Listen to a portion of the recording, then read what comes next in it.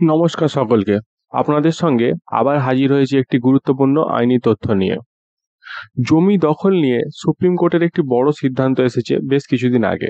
তো সেই সিদ্ধান্ত অনুযায়ী আপনি ঠিক কতদিন জমি দখল করে রাখলে সেই জমিটিকে নিজের বলে দাবি করতে পারেন, আজকে সেই বিষয়ে বিস্তারিত আলোচনা করব। আজকের আলোচনার বিষয় হচ্ছে জমি দখল। যদি আপনার বা আপনার পরিচিত কারো জমি কেউ দখল করে রাখে বা আপনি নিজে অনেক বছর ধরে কোনো জমি দখল করে থাকেন, তাহলে এই ভিডিওটা আপনার জন্য খুবই গুরুত্বপূর্ণ। কারণ এই বিষয়ে সম্প্রতি সুপ্রিম কোর্ট একটি বড়সড় রায় দিয়েছে। রায়টি প্রকাশ হয়েছে 18 নভেম্বর 2014 এশিয়ানেট নিউজ বাংলায়। তো কি রায়ে বলা আছে এবং রায় থেকে আপনারা কিভাবে লাভবান হতে পারেন সে বিষয়ে আজকে আলোচনা করব। সুপ্রিম কোর্টের মতে, যদি কোনো ব্যক্তি যিনি নিজে জমির মালিক নন, সেই জমি টানা 12 বছর ধরে দখল করে থাকেন এবং প্রকৃত মালিক সেই সময়ের মধ্যে তাকে উচ্ছেদ করতে কোনো আইনি পদক্ষেপ না নেন, তাহলে সেই দখলকারী ব্যক্তি অ্যাডভার্স পসেশনের মাধ্যমে সেই জমিটিকে নিজের বলে দাবি করতে পারবেন, অর্থাৎ নিজের মালিকানা দাবি করতে পারবেন। কিন্তু এই অ্যাডভার্স পসেশনের মাধ্যমে কোর্টে মামলা করে নিজের বলে দাবি করার জন্য কিছু শর্ত অবশ্যই মেনে চলতে হবে।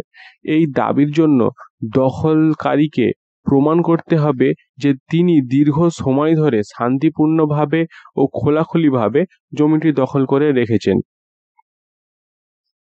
সুপ্রিম কোর্টের এমনও রায় আছে যে যদি কোনো দখলকারীকে উচ্ছেদের চেষ্টা করা হয়, তখন তিনি আদালতের দ্বারস্থ হতে পারেন। তবে আগে থেকেই মামলা করে ফেলাটা ঠিক নয়।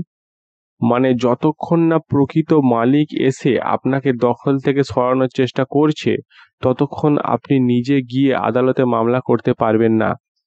অ্যাডভার্স পসেশন কোর্টে দাবি করতে গেলে কিছু শর্ত আপনাকে মানতে হবে। দখল হতে হবে শান্তিপূর্ণ এবং প্রকাশ্যভাবে, অর্থাৎ দীর্ঘদিন ধরে আপনি শান্তিপূর্ণভাবে একটা জায়গা দখল করে বসবাস করছেন। মালিক কোনো আপত্তি তোলেনি সেটা প্রমাণ দিতে হবে, অর্থাৎ এই দীর্ঘ 12 বছর দখলের মধ্যে মালিক কখনো কোনো রকম উচ্ছেদ করার কোনো রকম চেষ্টা করেনি, এই জিনিসটার আপনাকে প্রমাণ দিতে হবে। দখলকারী নিজে মামলা করতে পারবে না যতক্ষণ না উচ্ছেদের চেষ্টা করা হয়।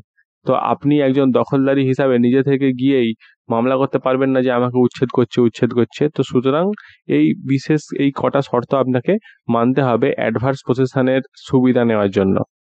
অনেকেই প্রশ্ন করেন, তাহলে রেল লাইনের ধারে যারা থাকে তারা কি মালিক হতে পারে?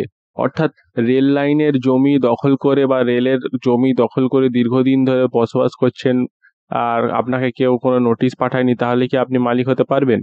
সুপ্রিম কোর্ট এই রায়ে স্পষ্ট জানিয়ে দিয়েছেন যে সরকারি বা জনসাধারণের জন্য সংরক্ষিত জমির ক্ষেত্রে এই নিয়ম প্রযোজ্য হবে না।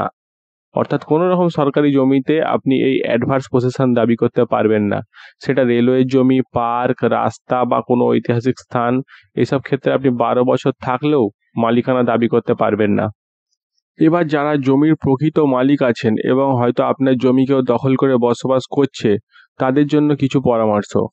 যদি কেউ আপনার জমি দখল করে থাকে, তাহলে 12 বছর পার হওয়ার আগেই আইনানুগ পদক্ষেপ নিন। স্থানীয় থানায় এফআইআর করুন এবং এসডিএম কোর্টে অভিযোগ জানান। আইনি নোটিশ পাঠান, লিখিতভাবে জানান যে জমি খালি করে দিতে হবে। এই প্রত্যেকটা স্টেপ কিন্তু আপনি ওই ব্যক্তিকে যে দখল করে আছে তাকে উচ্ছেদের জন্য আপনি যে পাঠাচ্ছেন, সেইগুলো আপনার একটা প্রমাণ হিসাবে কোর্টে ব্যবহার হবে এবং আপনার জায়গা দখল করে বসে থাকা ব্যক্তি অ্যাডভার্স পসেশনের সুবিধা নিতে পারবে না। প্রতিবেশীদের সাক্ষ্য নিন এবং লিখিতভাবে সেগুলো সংরক্ষণ করুন, হোক সেটা A4 সাইজ পেপার বা 10 টাকার স্ট্যাম্প পেপার, যে কোনো যাই হোক না কেন। আপনি যদি কোনো প্রতিবেশীর থেকে এই বিষয়টায় আপনি লিখিত একটা সই স্বাক্ষর করিয়ে রাখেন যে অমুক ব্যক্তি দীর্ঘদিন যাবৎ আমার জায়গা দখল করে রেখেছে, তো সেটাও কিন্তু প্রমাণ হিসাবে কোর্টে ব্যবহৃত হবে যে আপনি 12 বছরের মধ্যে আইনি পদক্ষেপ নিয়েছিলেন উৎখাত করার জন্য। এটা ছাড়া কিন্তু অ্যাডভার্স পসেশনের সুবিধায় দখলকারী আপনার জমি দখল করে নিজের নামে করে নিতে পারবে। তাই যারা জমির প্রকৃত মালিক তারা যেন কোনোভাবেই নিশ্চিন্তে বসে না থাকেন।